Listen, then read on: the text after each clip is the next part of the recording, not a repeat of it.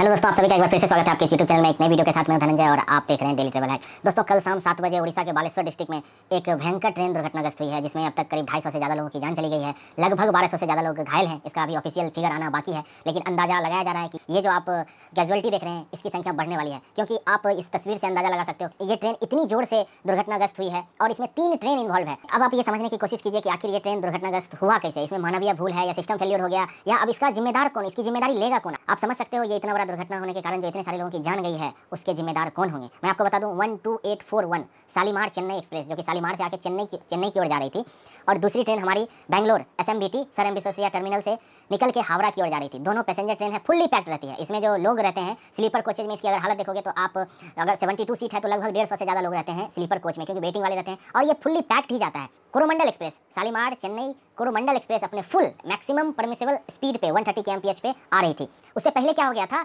जो हमारी SMBT बेंगलोर हावड़ा वाली जो ट्रेन है वो चल के जा रही थी और उसके 3 डब्बे पटरी से उतर गए थे और वो दूसरे ट्रैक को ऑब्स्टेकल कर रहे थे, और इसी दौरान एक मालगाड़ी उधर से गुजर रही थी, तो उस मालगाड़ी को रोक दिया गया था ताकि मालगाड़ी पैसेंजर ट्रेन से न टकरा जाए।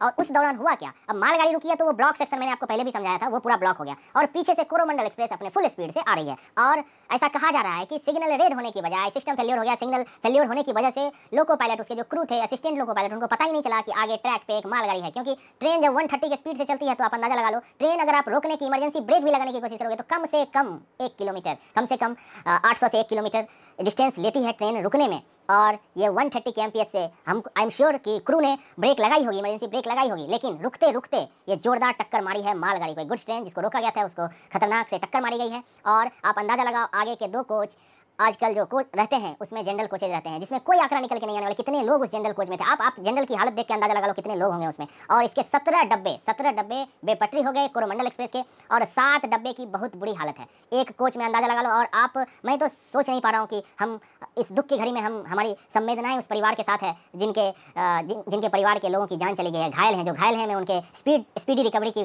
कामना करता हूँ, जल्दी से रिकवर हो जाए। इस पर जो भी अपडेट आती रहेगी मैं आपको बताता रहूँगा। मैं थैंक्स कहना चाहूँगा उड़ीसा में जो बालेश्वर के लोग हैं उनका भी, वो रात भर लगे रहे इस रेस्क्यू ऑपरेशन में, साथ देते रहे। जो NDRF और जो बाकी ऑफिशियल थे उनको सपोर्ट करते रहे। हॉस्पिटल में लाइन लगी हुई है लोगों का ब्लड देने के लिए, वो अपना ब्लड देने के लिए, क्योंकि आपको पता है कितने अभी सारे अस्पताल पैक हो गए हैं। बहुत सारे लोगों को भुवनेश्वर, कटक रेफर किया जा रहा है। और ये रेल मंत्री हमारे अश्विनी वैष्णव साहब साइट पे पहुंचने वाले हैं, वो किसी भी समय पहुंच सकते हैं। और ये टोल जो है, ये जो आंकड़ा है, ये धीरे धीरे बढ़ता ही जा रहा है और ये भयानक होता जा रहा है। इतिहास में, रेलवे के इतिहास में ये सबसे बड़ी दुर्घटना हो सकती है। मैं आपको बता दूं आज अभी हाल फिलहाल में ये दुर्घटना इतनी बढ़ क्यों रही है। अभी बात की जा रही थी जो कवच सिस्टम रहेगा, अगर कवच लगा रहेगा ट्रेन में तो आमने सामने अगर ट्रेन रही या एक ही ट्रैक पे रही तो अचानक उसमें ब्रेक लग जाएगी, डिस्टेंस पे ही ब्रेक लग जाएगी और कोई दुर्घटना नहीं हो सकता है। तो ये सिस्टम आने में अभी बहुत टाइम लगने वाला है। कुछ ट्रेनों में ये लगाया गया है, लेकिन इसको सारी जगह इंप्लीमेंट करने में बहुत टाइम लगने वाला है। एक अच्छी बात इसमें लोग कह रहे हैं, जो ये LHB वाली कोच थी जिसके कपलिंग सिस्टम काफी अच्छे होते हैं, लेकिन फिर भी सोचो ये जो विजुअल देख के आप अंदाजा लगाओ कि कितना भयंकर घटना हुई है। हमारी SMBT हावड़ा वाली जो ट्रेन थी, जो डिरेल हो गई थी, तो उसके साइड में भी साइड कोलाइड हो गई, क्योंकि मालगाड़ी में टक्कर मारी, उसके बाद ट्रेन बेपटरी हुई और साइड में वो ट्रेन भी थी, उसमें जाके टकराई है। तो ये काफी भयंकर हादसा है। इसमें कहा जा रहा है इनके क्रू की जान चली गई है, लेकिन एक कुछ लोग कह रहे हैं कि LAP शायद सर्वाइव कर गए हैं, वो काफी क्रिटिकल कंडीशन में घायल थे। 130 में टक्कर मारी है। आप सोचो, अंदाजा लगाओ, आप ट्रेन से कूद भी नहीं सकते, कुछ नहीं कर सकते हो।